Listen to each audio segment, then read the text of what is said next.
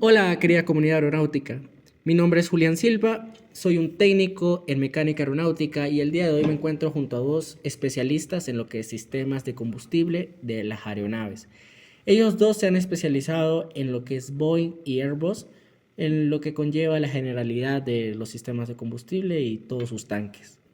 Hoy vamos a hablar sobre los diferentes tipos de combustible que usan las aeronaves, también sobre cuáles son los más comunes y por qué. Compañero, ¿me ayuda, por favor?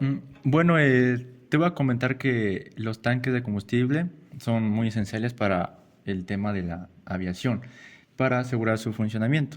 Tenemos varios tipos de combustible. Tenemos el que es el A1.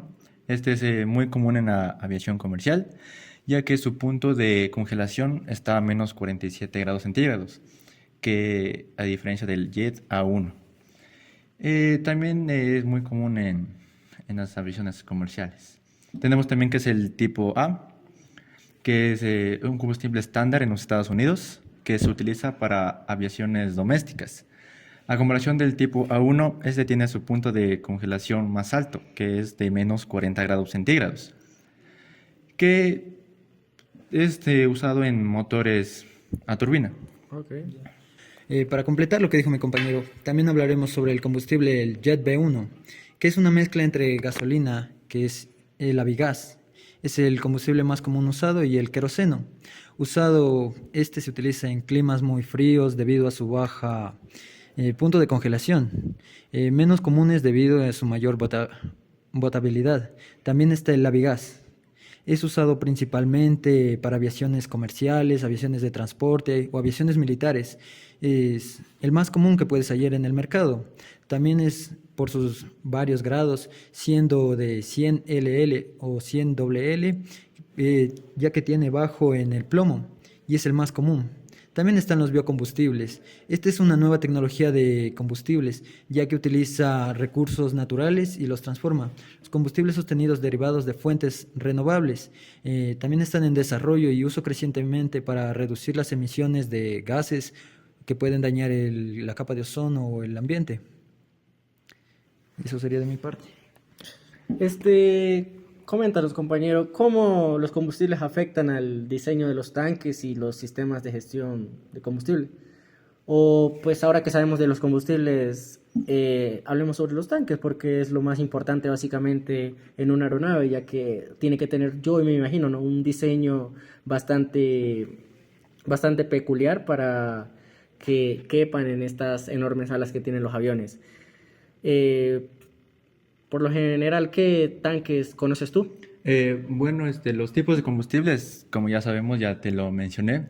Estos están almacenados en diferentes tipos de tanques, ya porque el combustible sea diferentes compuestos para que cada aeronave tenga su funcionamiento propio. Los más comunes tenemos los tanques integrales, que estos se ubican en la parte de la estructura del ala.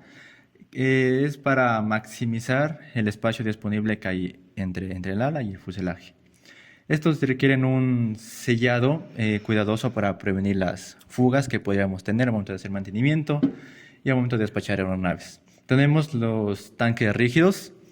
Estos contenedores de combustible son instalados dentro de la estructura de la aeronave, o sea, en el fuselaje.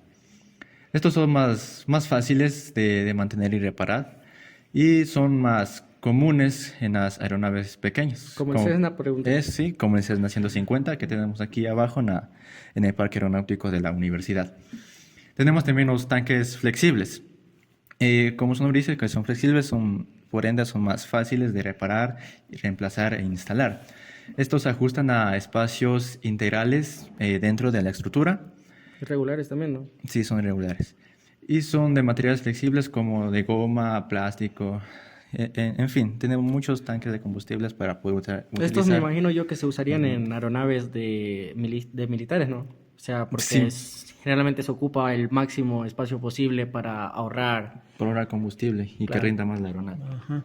También estos tanques pueden estar distribuidos en diferentes partes de la zona de la aeronave. Por eso voy a hablar sobre los tanques de la punta del ala, que están ubicados en los extremos del ala, y esto aumenta la capacidad del combustible y puede mejorar la eficiencia aerodinámica, como dijo mi compañero, para aviación militar. Esto nos puede ayudar bastante. los tanques de fuselaje, ubicados en el fuselaje de la aeronave. Estos principalmente se utilizan en aeronaves que tienen un largo alcance. Los tanques auxiliares. Los tanques adicionales para aumentar el alcance son cuando tenemos una aeronave bastante grande, se le puede añadir estos tanques para evitar que se nos acabe el combustible durante un vuelo demasiado largo, y pueden ser internos o externos y pueden utilizar como tanques desechables. Ah, no sabía que se podían utilizar tanques desechables. Sí, interesante porque pensaba que solo había un tanque y con ese sobrevivía, digamos así. Yo en general lo que he estudiado un poco en aeronáutica, también pues me dieron materias de sistema hidráulico y sistema de combustible, claro que sí. Puedo decir que también hay tanques de compensación. Estos, en lo que yo recuerdo, son básicamente los tanques que nos ayudan a la aerodinámica y al peso y balance de la aeronave, ya que pues obviamente conocemos que los tanques están en las alas y hay un tanque central en medio del fuselaje, no en todas las aeronaves, pero pues en la mayoría, ¿sí? Entonces, ¿qué pasa? Claro, ¿qué pasa si una ala consume más que el otro ala? Por ejemplo, esto pasa cuando ponemos un poquito de más potencia en el motor, al final y al cabo, cuando realizamos un giro o algo así, pues el combustible es un líquido, entonces se va a ir... Se desnivela la Se desnivela, claro.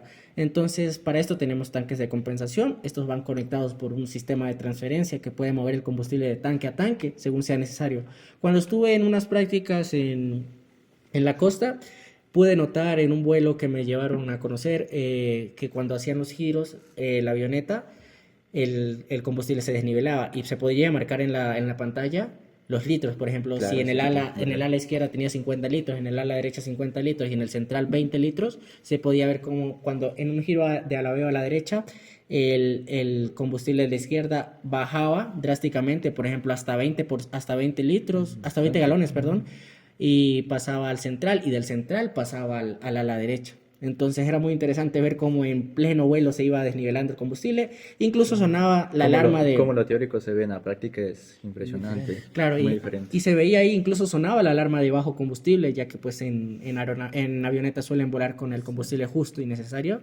Entonces se veía como el combustible sonaba la alarma por bajo combustible, pero no era así, solo era porque estaba alabeando a la derecha y el combustible se transfería del ala izquierda al ala derecha.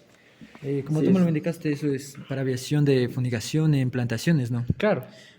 Eso sería muy interesante utilizarlo. Sí, pero también hay que tener en cuenta que en los tanques debe tener su sistema de drenaje y para drenar el combustible, digamos, sucio, contaminado, porque eso afecta totalmente al rendimiento del motor de la aeronave. Correcto, yo te puedo aportar en ese aspecto que pues cuando estuve así mismo en esas mismas prácticas me enseñaron generalmente casi mucho de combustible, y el drenaje se le hacía en la parte de abajo del ala con unos pequeños drench, Sí. se llaman drench. Esto es para que en climas húmedos el combustible tiende a absorber agua, pero el agua cae a la parte posterior en donde están los drench. Entonces, cuando a la mañana hacemos un pre-fly, drenamos este combustible y sale por ejemplo, drenamos unos 2-3 galones y ahí Para sale inspeccionar toda la la suciedad. calidad de combustible. Claro, ahí sale el agua y todo eso. Me parece muy interesante lo que me cuentas, ya que mucha gente ignora estos conocimientos y a veces hacen inspecciones o técnicos recién salidos de la carrera hacen esto de drenar y todo, sacarle el agua del combustible sin ninguna teoría, y pueden dañar los tanques o pueden dañar el combustible en sí, haciendo un desperdicio para la empresa. Y eso sería lo que te tengo que decir. Claro, me ha llevado bastante fascinación escuchar sobre el sistema de combustible más a fondo. Interesante. Los tanques, cómo sus diseños son tan característicos dependiendo al tipo de aeronave que estemos fabricando, por decirlo así. También depende del clima. El clima, por supuesto. Tenemos bastantes soluciones. Por ejemplo, pues uno pensaría que si le cae agua al combustible, pues prácticamente ya se arruina todo. Pues no, esperamos un tiempo a que el líquido descienda. La densidad del agua es mucho mayor al combustible, entonces desciende y lo podemos drenar fácilmente. Obviamente debemos hacer un test y un chequeo, para eso están bastantes chequeos y pruebas para ver qué tal calidad está en el combustible, porque no no, sería algo gravísimo, creo yo, si entra algún Combustible. FOT al... También crea de los tanques, que no haya fugas. Claro. Claro. Si entra algún objeto extraño al motor, creo que sería catastrófico. Catastrófico. Entonces, los filtros y todo eso del sistema de combustible sería bastante peculiar, ¿no? Gracias. Gracias. Gracias por su Gracias. intervención, compañeros. Muchas Esto gracias. ha sido muy interesante conocerlo del sistema de combustible.